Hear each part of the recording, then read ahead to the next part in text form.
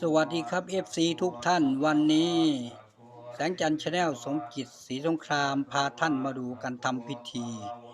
ทำบุญเข้าเม่าเมื่อแรม4 ค่ำวันอาทิตย์นะครับเดือน12พศ2568นะครับ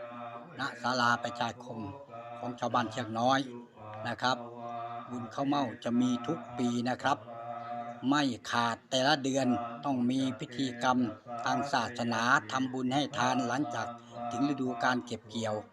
ต้องเคารพพระสงฆ์รับศีลให้พรนะครับช่วยกดไลค์กดแชร์กดติดตามด้วยนะครับคลิปหนึ่งครับ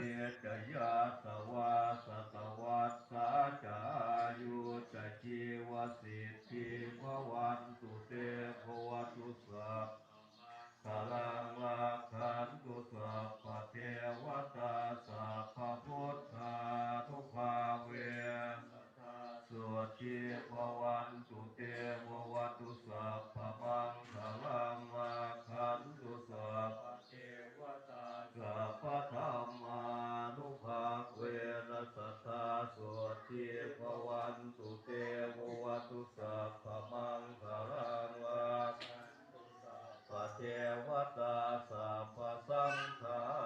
นุภาเวนัสสทธาสุ